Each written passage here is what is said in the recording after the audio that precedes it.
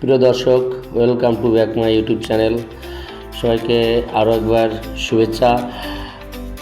আজ নবম দশম শ্রেণীর গণিত থেকে আমরা পরিসংখ্যান নিয়ে দেখাবো কিভাবে একটা উপাত্তের বা অনেকগুলো তথ্য দেওয়া থাকলে সেই তথ্যগুলোকে মানের ক্রম অনুসারে সাজিয়ে আমরা মধ্যক নির্ণয় করতে পারি।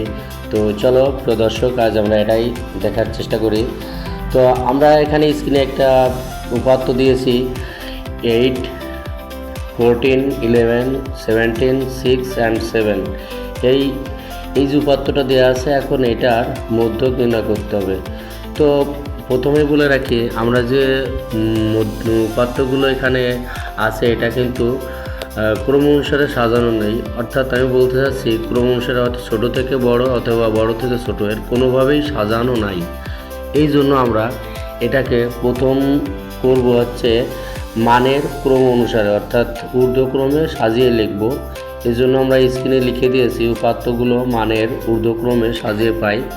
তো সাজালে আমরা যেটা পাই সেটা এরকম 6, 7, 8, 11, 14, 17। তো এখানে দেখা যাচ্ছে কয়টা উপাত্ত আছে, 6টা। এখানে n সমান 6 লেখা আছে, অর্থাৎ n মানে হচ্ছে উপাত্তের সংখ্যা।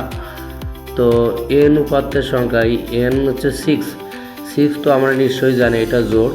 তো মধ্যক নির্ণয়ের দুইটা সূত্র আছে, একটা উপাত্তের সংখ্যা জোড় হলে একরকম আর উপাত্তের সংখ্যা বিজোড় হলে আর এক রকম। তো যেহেতু এখানে উপাত্তের সংখ্যা 6 যেটা জোড়, তো আমরা সহজেই জোড় মধ্যকের ক্ষেত্রে জোড় উপাত্তের ক্ষেত্রে আমরা মধ্যক নির্ণয়ের সূত্রটা ব্যবহার করতে পারি। সেই সূত্রটা এরকম: মধ্যক সমান n/2 তম পদ প্লাস n/2 প্লাস 1 তম পদ, অর্থাৎ n/2 তম পদ আর এর সাথে একটা 1 যোগ করতে হবে, অর্থাৎ n/2 তম পদ প্লাস n/2 প্লাস 1 তম পদ ডিভাইডেড বাই 2, অর্থাৎ n/2 তম পদ এবং n/2 প্লাস 1 তম পদকে যোগ করে এটাকে 2 দ্বারা ভাগ করতে হবে। তাহলে আমরা সহজেই পেয়ে যাচ্ছি n/2 মানে nকে যদি আমরা 2 দ্বারা ভাগ করি তাহলে অর্থাৎ 6/2 অর্থাৎ 3তম পদ, এবং এর পরেরটা আছে 4তম পদ। তো এখানে আমরা দেখতে পাচ্ছি 3তম পদ কত দেওয়া আছে, 6, 7, 8, অর্থাৎ 8 আছে 3তম পদ এবং এর পরেরটা 11 হচ্ছে 4তম পদ। সো আমরা 3তম পদ 8 এবং 4তম পদ 11 এই দুটো লিখে দিয়েছি আর ডিভাইডেড বাই 2। পরবর্তীতে আমরা 11 এবং 8 যোগ করলে 19 হয়, 19কে 2 দ্বারা ভাগ করলে 9.5 হয়। প্রিয় দর্শক, ভিডিওটাকে